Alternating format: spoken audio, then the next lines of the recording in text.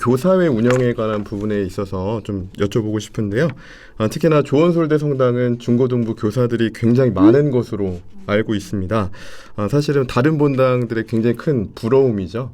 어떻게 그렇게 많은 교사들을 모집을 하고 또 교감으로서 잘 운영하실 수 있었는지 노하우를 좀 듣고 싶습니다. 어떠신가요? 저는 일단 교사 모집하는 것 자체가 저희 지금 전 주임 신부님이셨던 이정윤 신부님께서 이제 고3 친구들을 데리고 오셨어요. 면담을 통해서 이제 교사를 할 만한 친구들이다라고 생각이 드시면 저희가 회합을 하고 있는데 데리고 들어오세요. 갑자기. 네. 그러면 소개를 해주세요. 이 친구들이 이제 앞으로 교사를 할 친구들이다라고 해서 이렇게 자연스럽게 고3에서 성인이 될 때 자연스럽게 넘어오는 형식으로 모집이라기보다는 약간 낙하산이네. 꽂아놓은 거 아니야? 그렇게 데리고 오는 식으로 했었어요. 그 친구들을 이제 저희가 가르쳐야 되잖아요. 운영 방식이라고 하면은 사실 정해진 매뉴얼이 없어요. 다른 본당에서는 어떻게 하고 계신지 모르겠는데 저희도 일단 들어오면은 활동이 이제 많잖아요. 그때 이것저것 해야 되니까 많이 일단 현장에 투입을 시켜요. 뭘 해야 된다. 우리 뭘 지금 하고 있으니까 인턴처럼? 네, 이걸 맡아라 하면서 맞아, 이제 선임 교사들을 붙여줘요. 그러면서 이제 조를 짜가지고 맡은 역할에 대해서 이제 준비할 수 있게끔 그런 식으로 해서 사실 이제 그 활동에서 버티는 친구들이 이제 교사가 되는. 난 진짜 저건 좀 배려 없는 말인 것 같아. 버티는 친구들 알아서 버텨라. 근데 그 버티는 시간이 우리 이렇게 할 거니까 너네 이거 버텨 이렇게가 아니라요. 그게 아니라 뭐 사실 모르겠어요.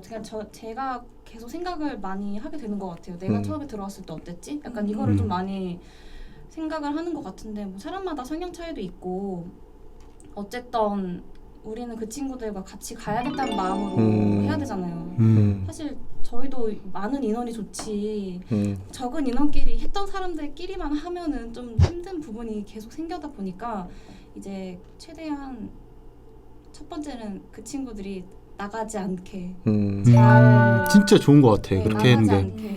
저는 그래서 모든 단체마다 새로운 사람을 어떻게 적응시키고 받아들일지에 대한 매뉴얼이 다 있어야 된다고 생각해요. 저는. 왜냐하면 저는 천주교라는 단체는 적어도 새로운 사람에 대해서 환영해주고 이렇게 좀 이렇게 잘해주고 그런 줄 알았는데 그게 아닌 경우가 너무 많더라고. 예를 들면 뭐 보조교사가 이렇게 교리실에 들어오면 뭐 벽창호처럼 그냥 병풍처럼 그냥 한 곳에다 세워놓고 그냥 신경 안 쓰는 경우도 있고 알아서 그냥 들어라라고 하는 경우. 네가 알아서 커라. 알아서 커라 이렇게 하는 케이스도 봤고 케어를 거의 안 하는 경우를 너무 많이 봐가지고 그래서 약간 새로운 사람이 거기 그 공동체에 잘 적응할 수 있도록 교감 선생님은 다른 단체에 장을 해서 다른 인맥관계를 좀 넓히게 하고 총무나 이런 사람들은 업무에 대해서 좀 디테일하게 알려주고 1년 커리큘럼이 어떻게 돌아간다 이렇게 알려주고 이런 매뉴얼이 각 새로운 사람에 대한 매뉴얼이 다 있었으면 좋겠어요. 직책마다. 수습 과정 같은 어떤 그런 과정이 좀 필요하고 그런 과정을 토대로 일반 정교사로 갈 수 있는 어떤 연결다리를 좀 나눌 수 있는 그런 시간이 필요하다. 뭐 이런 거 얘기하시는 거죠. 아마 교사들도 많이 공감을 하실 것 같아요. 그런 부분에서. 할 거예요. 실제로 저희도 그 사실 좀 남자 교사분들은 중간에 군대를 가시잖아요.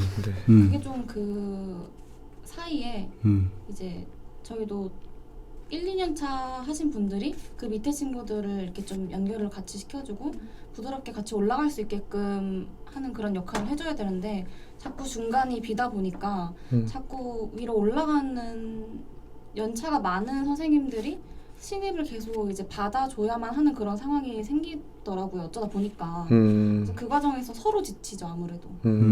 그래서 굉장히 저는 이렇게 교사회가 만약에 좀 크다면 사람이 많고 그렇다면 중간에 계신 분들이 정말 역할이 되게 중요하다고 생각을 해요. 그 매뉴얼 했으면 좋겠어 나는. 있으면은 정말 좋을 것 같아요. 솔대에서 이렇게 솔대에서 만들어야지. 잘 보여주셔서 교구에게 방향을 제시해 주시면 너무나 좋을 것 같습니다. 솔대에서 한번 만들어 보세요 매뉴얼. 갑자기 네, 큰 부담감을 드리면서 그리고 교사회를 이제 관리를 하다 보면 아무래도 여러 가지 뭐 운영하는데 어려움이 있을 수 있을 것 같아요. 뭐 학생들이 많다 보니까 학업적인 부분도 있을 것 같고, 뭐 취업 관련된 부분도 있을 것 같고, 뭐 이런 부분 좀 조심스럽지만 뭐 연애 관련된 부분도 있을 거라는 생각이 드는데, 그런 문제가 발생했을 때 선생님들은 어떻게 좀 이렇게 처리를 하시는지, 대처를 하시는지, 고민이 있거나 뭐 이런 부분에 있어서. 일단은 소연 쌤 같은 경우는 직장이랑 네. 병행을 계속 현재 직장인으로. 계셔가지고 어떤 어려움이 있나요, 선생님? 제가 지금은 괜찮은데 그 사회 초년생 때 입사를 하고 회사 입사를 하고 얼마 안 됐을 때는 회사에도 적응을 해야 되잖아요. 그때는 야근도 있고 갑자기 회식도 많고 그런 경우가 갑자기 생기니까 이제 그때 당시에는 성당에서 활동하는 것도 평일에도 한 번 모이고 주말에도 모이고 이렇게 하다 보니까 제가 쉬는 날이 없었던 거예요. 아예. 그러다 보니까 이제 심적으로 많이 지치게 되는 거죠. 이제 성당에는 편한 마음으로 와야 되는데 교사니까 또 일을 해야 된다라는 생각이 드는 거예요. 그런 생각이 들면서 이대로는 봉사하면 안 되겠다 싶어서 면담을 했어요. 좀 쉬어야겠다. 시부님한테. 네, 저는 그만두겠다라는 생각은 안 하고 쉬어야겠다라고 생각을 했어요. 그래서 몇 개월 정도 휴식을 가지고 다시 이제 오게 된 거죠. 그렇게 하게 되면은 이제 마음이 조금 달라져요. 교사를 임하는 마음이. 이제 이만큼 쉬었으니까 난 더 열심히 해야겠다라는 생각이 들더라고요. 저는 또 안 들 수도 있는데 재밌었어요. 오히려.